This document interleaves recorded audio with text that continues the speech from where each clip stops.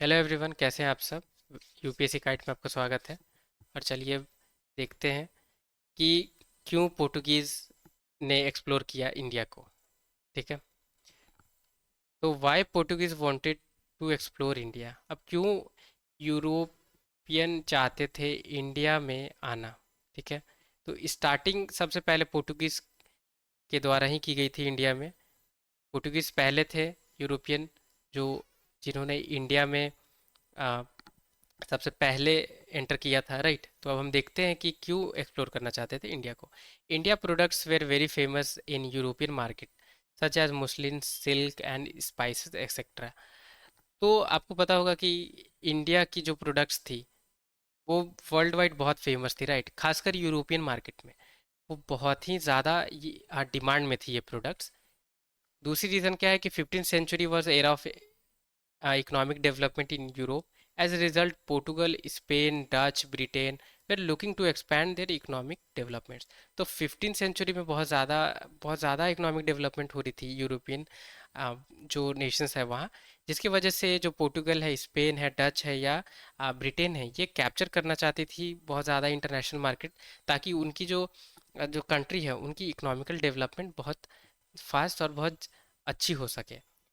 तो एक third reason है कि पोर्टुगीज़ क्यों इंडिया में उन्होंने सोचा आने के लिए, वो ट्रीटी ऑफ टॉर्डेसिलियस है जो 1494 में हुई थी। जो ये ट्रीटी में क्या थी कि पावर मिल गई थी पोर्टुगल को कि अंटार्कटिक ओशियन के इस पार यानी इस साइड जितनी जो भी चीज़ अगर उन्हें मिलती है उसे वो कैप्चर कर सकते हैं, उसे ऑक्यूपाई कर सकते हैं। ठीक है, तो ये ट्रीटी स्पेन और पोर्टुगल के बीच में हुई थी। ठीक है, तो ये तीन मेन रीज़न है जिसकी वजह से जो पोर्टुगीज़ है उन्होंने एक्सप्लोर किया इंडिया को। अब हु विजिटेड इंडिया, कौन किस पर्सन ने इंडिया को विजिट किया, तो सबसे पहले बार्थोलोम्यू दियाज। तो इन 1487, sorry, he arrived at Cape of Good Hope in Africa and shout for India exploration. But after 10 years later, Portuguese ship set out for India. यानी सबसे पहले ये जो मिस्टर दियाज है, इन्होंने केप ऑफ गुड होप जो Africa में है उसे इन्होंने डेवलप किया। उसके बाद इन्होंने बोला कि इंडिया की भी एक्सप्लोर अब हम यहाँ से कर सकते हैं। तो उन्होंने पोर्टुगल गवर्नमेंट को बोला कि वहाँ से जो एक्सप्लोरेशन है उसे चालू किया जाए। पर ये तुरंत नहीं हुआ, ये 10 साल बाद पोर्टुगीज ने अपनी शिप को सेंड किया। ठीक है, तो दूसरे पर्सन जो इंडिया में जिनकी अराइवल हुई पोर्टुगीज की वो थे वास्को डगामा। बहुत इंपॉर्टेंट है ये, राइट। ये पर्सन ही रीच कैलिकट इन 1948। 1948 में आप वास्को डिगामा पहुंचे और with help of Gujarati ship captain Abdul Majid. Abdul Majid जो थे वो कैप्टन थे, राइट, गुजराती थे, और वो जो शिप के जो कैप्टन थे वो थे। And he was welcome by Hindu king Zamorin. Zamorin जो हिंदू किंग है उनके द्वारा वेलकम भी किया गया। अब ये Vasco da Gama was important. Why, क्यों ये इम्पोर्टेंट थे। He opened eye of Europeans that we don't need Muslim middleman for imports and can save good money and even high profits। तो वास्को ड गामा जब India आए तो ये 3 month तक India में स्टे इन्होंने करा था, राइट। और यहाँ से लौटते वक्त उन्होंने पेपर की बहुत रिच जो आप कह सकते हैं शिप, वो इंपोर्ट करके इंडिया से, राइट, उन्होंने वो ले गए यूरोपियन मार्केट्स में। वहाँ उन्होंने सेल किया। तो वहाँ के जितने भी यूरोपियन मर्चेंट थे उनकी आंख खुली कि काफ़ी कम प्राइस में रिलेटिवली जो मिडिल मैन्स थे, मुस्लिम मिडिल मैन्स, उनके रिलेटिवली उन्हें हल्की से कम प्राइस में मिल रहे, राइट। और वो फिर उसे हायर प्राइस में सेल कर पा रहे हैं। तो इसके वजह से जो मर्चेंट्स थे यूरोपियन, उनकी आंख खुल गई कि आप डायरेक्टली ट्रेड भी किया जा सकता है, राइट। तो वास्को डगामा एक बार दोबारा इंडिया आए, once again came to India in 1501। 1501 में ये वापस आए क्योंकि इन्हें पता था कि काफ़ी ज़्यादा प्रॉफिटेबल है यहाँ से एक्सपोर्ट करना प्रोडक्ट को, राइट, यूरोपियन कंट्रीज़ में। तो Vasco day gamma sat up अ ट्रेडिंग फैक्ट्री, तो बहुत इंपॉर्टेंट है कि ट्रेडिंग फैक्ट्री कन्नौर में इन्होंने इस्टेब्लिश किया। ग्रेजुअली ग्रेजुअली बाद में उन्होंने कालीकट, कोचीन भी उनकी इंपॉर्टेंट ट्रेड सेंटर बन गई थी पोर्टुगीज़ की, ठीक है। तो सबसे पहले ट्रेडिंग फैक्ट्री किसने इस्टेब्लिश करी, तो वो इंपॉर्टेंट है, वास्को ड गामा ने करी। कहाँ पे करी? कन्नौर में, ठीक है। अब पोर्टुगीज गवर्नर इन इंडिया, अब हम देखते हैं कि गवर्नर पोर्टुगीज की कौन कौन से गवर्नर इंपॉर्टेंट है इंडिया में, ठीक है। तो वास्को ड गामा के बाद जो पोर्टुगल के जो किंग थे, उन्हें लगा कि कैप्चर करनी चाहिए इंडिया की भी कुछ कुछ जो पोर्शन है वहाँ पे, ताकि उनकी जो ट्रेड्स है, राइट, वो ट्रेड कर पाए और अपनी इकोनॉमिकल डेवलपमेंट को अच्छी कर पाए। क्योंकि इनका तो मेन मोटो था, जैसे कि ये ऊपर आप देख पा रहे हैं कि ट्रीटी ऑफ टॉर्डेसिलियस में, कि उन्हें कैप्चर और ऑक्यूपाई करने की राइट्स थी, right.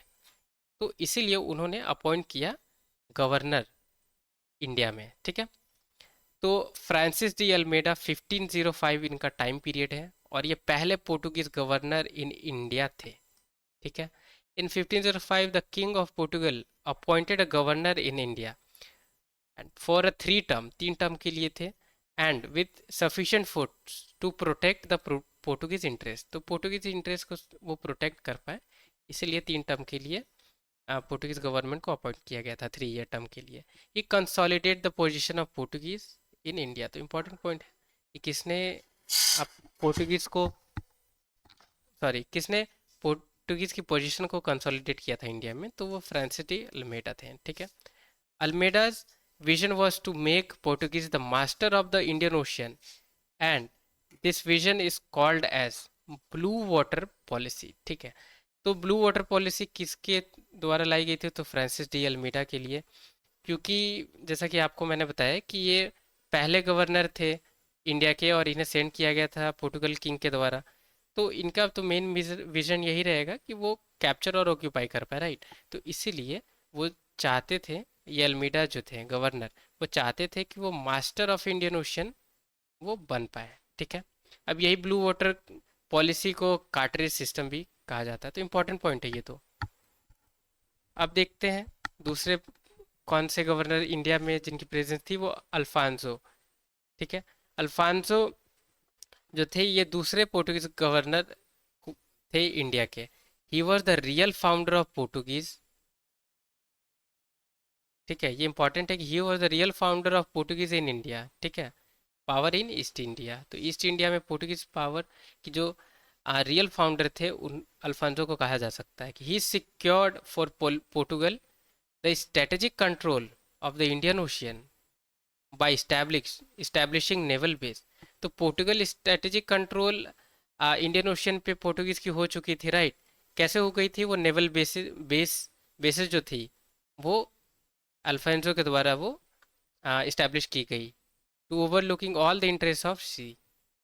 He introduce a permit system for other ship, यहाँ तक कि परमिट सिस्टम भी उन्होंने बाकी जो शिप्स अगर एंटर कर रही है उनके लिए इन्होंने क्रिएट कर दिया था। ये acquired Goa from the sultan of Bijapur in 1510, 1510 में, यहाँ तक कि इन्होंने सुल्तान जो बीजापुर के थे उनसे, आप यहाँ तक कि पोर्ट जो थी वो भी अक्वायर कर लिया था। तो for the first time Indian territory to be under Europeans, तो पहली जो इंडियन टेरिटरी पहली बार जो यूरोपियंस के अंडर आई, वो सेकंड जो पोर्टुगल गवर्नर है अल्फांसो, इन्हीं के टाइम आई थी, ठीक है। और ये सुल्तान ऑफ बीजापुर से ली गई थी 1510 में। Interesting feature of his rule was abolition of sati, बहुत इंपॉर्टेंट पॉइंट है, पूछा जा सकता है आपसे कि अबॉलिशन ऑफ सती कौन सी पोर्टुगल गवर्नर के पीरियड में की गई थी, ठीक है। तो कुछ नाम वहाँ दी जाएगी, तो एज फॉलोइंग में आपसे पूछा जा सकता है। He introduce tobacco, cashew nut and better varieties of coconut, बहुत इंपॉर्टेंट पॉइंट है कि कोकोनट, कैशू और टोबैको, ये इन्हीं के द्वारा इंडिया में इंट्रोड्यूस की गई थी। अब थर्ड देखते हैं, नीनो डा चूना, 1528 इनके टाइम पीरियड है, third Portugal government governor in India थे। ये shifted the headquarters of Portugal government India from Cochin to Goa, ठीक है। अब कोचिन से गोवा कैपिटल कितने शिफ्ट कर दी? नीनो डा चूना ने। वाई पोर्टुगीज कंसोलिडेटेड इन इनके द्वारा यही इंपॉर्टेंट बस एक काम किया गया था, ठीक है। वाई पोर्टुगीज कंसोलिडेट इंडिया, क्यों पोर्टुगीज ने इंडिया को, इंडिया पे वो गए नहीं जल्दी, और क्यों उन्होंने अपनी पोजीशन को कंसोलिडेट किया इंडिया में, क्या रीज़न थी? तो सबसे पहला कि northern part was much divided among many small powers. कोई एक इम्पोर्टेंट एक इम्पोर्टेंट कोई किंग या पावर्स वहाँ पे नहीं थी। सारी जो पावर्स थी वो छोट टुकड़ों में बिखरी बिखरी थी। तो स्ट्रांग आप कह सकते हैं पावर्स एक तो नहीं थी। नेटिव नेटिव जो भी किंग्स थे उनकी। In Deccan the Bahmani kingdom was breaking up into smaller kingdoms. Deccan में भी देख सकते हैं कि ब्राह्मी जो किंगडम थी वो भी बिखर रही थी टूट के। None of the navies power had a navy और military. Native powers had a navy और मिलिट्री। तो कोई भी जो नेटिव रूलर है उनके पास उस टाइम पीरियड में तो ना ही तो कोई नेवी थी ना ही कोई मिलिट्री थी, राइट, जिसकी वजह से वो उन्हें पोर्टुगीज को फोर्स आउट कर पाते। ऐसे तो कुछ भी उनके पास पावर्स नहीं थी। फिर military post and settlement on the eastern coast in China and Andhra. यहाँ तक कि बहुत सारा मिलिट्री पोस्ट और सेटलमेंट भी पोर्टुगीज की धीरे धीरे बढ़ चुकी थी। First European to come to India were also the last to leave this land. तो बहुत इंपॉर्टेंट पॉइंट है, आपसे पूछा जा सकता है कि कौन सी European, name the following European countries which came first and left the India at at last, leave the land of India at last। तो ये इंपॉर्टेंट पॉइंट है आपके लिए। अब देखते हैं क्या क्या एडमिनिस्ट्रेशन, पॉलिटिकल या इकोनॉमिकल क्या क्या एडमिनिस्ट्रेशन की गई पोर्टुगीज के द्वारा। तो first time officer of viceroy was establish for administration in India. तो सबसे पहले वाइसरॉय की पोस्ट आप देख सकते हैं तो इन्हीं के द्वारा लाई गई थी, ठीक है। और देखते हैं हम, sorry, Vedor da Fazenda official post है was created which was responsible for revenue collection from sea fleets. तो रेवेन्यू कलेक्शन के लिए भी एक पोस्ट इस्टेब्लिश की गई, पेडोर द फेजेंडा, ठीक है। तो ये इंपॉर्टेंट पॉइंट है, पूछा जा सकता है कि this term is related to what, ये क्या से रिलेटेड है, क्योंकि यूपीएससी में तो ट्रेंड ऐसी है ही, राइट, कि मिडिल लेवल वाली कुछ भी पर्टिकुलर ऐसी ही पोस्ट पूछ ली जाती है। तो यहाँ से आपके लिए इंपॉर्टेंट है, ये याद रखना। अब देखते हैं कि पोर्टुगीज की रूल है इंडिया में डिक्लाइन कैसे होने लगी, क्यों इनकी पावर वीक पड़ने लगी, ठीक है। Due to Hawkins intervention by the 18th century the Portuguese in India lost their commercial influence। तो आपको पता है कि 18th सेंचुरी में क्या हुआ कि ब्रिटिश जो ईस्ट इंडिया कंपनी थी, जो कंपनी थी उन ईस्ट इंडिया कंपनी, तो इनिशियल नाम नहीं था उसका, पर ब्रिटिश गवर्नमेंट, ब्रिटिश की तरफ से हॉकिंग्स, विलियम हॉकिंग्स इंडिया में आए, राइट, 18th सेंचुरी में। और वो कमर्शियल इन्फ्लुएंस जिसकी वजह से पोर्टुगीज की लूज हो गई, क्योंकि आपको पता होगा कि ये जहांगीर के टाइम पे आए हुए थे और मनसबदार की इनको पोजीशन भी दे दी गई थी, यानी ऑफिशियल पोस्ट जो रहती है उसे कहा जाता है। तो ये क्योंकि ब्रिटेन यानी ब्रिटिश नहीं चाहते थे कि दूसरी जो कंट्री है यानी पोर्टुगल, उनकी ज़्यादा इन्फ्लुएंस हो इंडिया में, जिसकी वजह से, क्योंकि ज़्यादा इन्फ्लुएंस होगी तो ऑब्वियस सी बात है वो ज़्यादा प्रॉफिट नहीं कमा पाएंगे, राइट। इसलिए ये हॉकिंग्स, मिस्टर हॉकिंग्स की तरफ से बहुत ऐसी पॉलिसी या कमर्शियल इंटरवेंशन बहुत हो रही थी, जिसकी वजह से कमर्शियल इन्फ्लुएंस थोड़ी सी वीक हो गई। The religion politics of Portugal was not that much strong as in Akbar era. तो रिलीजियस पॉलिसीज भी उतनी इनकी स्ट्रांग नहीं थी, क्योंकि अकबर के टाइम पे आपको पता होगा कि वो सेकुलर किंग में से एक थे, राइट, रूलर में से एक थे। तो बाकी उनके अकबर के बाद के जो रूलर्स थे जैसे जहांगीर वगैरह हो गए, तो वो आ, थोड़े से कंजर्वेटिव टाइप के थे, राइट। वो क्रिश्चियनिटी पे उतने ओपननेस नहीं थी उनकी, या उतने सेकुलर नहीं थे। The discovery of Brazil diverted colonisation activity of Portugal to the west. तो ब्राज़ील की भी डिस्कवरी हो गई थी, जिसकी वजह से पोर्टुगल ब्राज़ील को कैप्चर करने में लगे हुए थे, कॉलोनाइजिंग करने में, एक्टिविटीज़ में लगे हुए थे, राइट, जिसकी वजह से इंडिया पे ज़्यादा ध्यान नहीं दे पा रहे थे।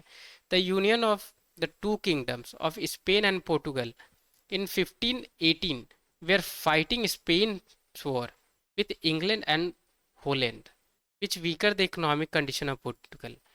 तो स्पेनिश वॉर भी आप देख सकते हैं उसी टाइम आसपास 1580s में हो रही थी, और स्पेन और पोर्टुगल दोनों लड़ रहे थे इंग्लैंड और हॉलैंड के से, जिसकी वजह से इकोनॉमिकली थोड़े वीक वो हो चुके थे, जिसकी वजह से कुछ डेवलपमेंट इंडिया में पोर्टुगल के द्वारा नहीं हो पा रही थी। The earlier monopoly of knowledge of sea route to India by Portuguese was not a secret. क्योंकि अब जैसा कि आपको पता होगा, पहले तो ये मोनोपोली थी, क्योंकि ये जो ट्रेड, जो सी रूट थी, ये सिर्फ पोर्टुगीज को पता थी, राइट। अब ये बाकी जो यूरोपियन नेशंस है, उन्हें भी इनकी जानकारी हो गई थी, तो ये सीक्रेट अब नहीं रही। Now the Dutch and Englishman had also skill of ocean navigation. तो डच और इंग्लिशमैन के बाद भी स्किल थी स्किल्स थी, राइट, ओशन नेविगेशन की, जो पहले से पोर्टुगल के पास हुआ करती थी। तो ये रीज़न है जिसकी वजह से पोर्टुगीज़ की रूल इंडिया में धीरे धीरे कम होती गई। अब हमारे लिए क्या इंपॉर्टेंट है कि सिग्निफिकेंस पोर्टुगीज़ की क्या रही इंडिया पे। तो सबसे पहली रही कि मिलिट्री एंड नेवल एडवांसमेंट उन्होंने किया, ठीक है, ताकि इंडियन नेटिव रूरल्स को पता चल पाए कि मिलिट्री और नेवल नाम की भी कोई चीज़ होती है, राइट।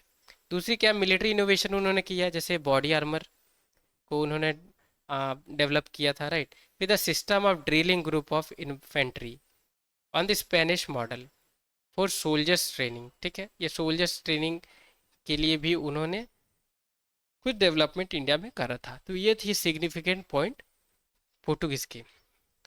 तो ये जो सारी जो कारण थी जिसकी वजह से डिक्लाइन हुई, और ये कुछ हमारे लिए क्या इम्पोर्टेंट था कि पोर्टुगीज के द्वारा हमें क्या मिला, राइट। तो ये सिग्निफिकेंस थी। तो ये वीडियो में इतना ही रहेगा। अब हम नेक्स्ट डच या इंग्लिश यानी ब्रिटेन, ब्रिटिश की जो प्रेजेंस थी इंडिया में, उसे देखेंगे अगली लेक्चर्स में।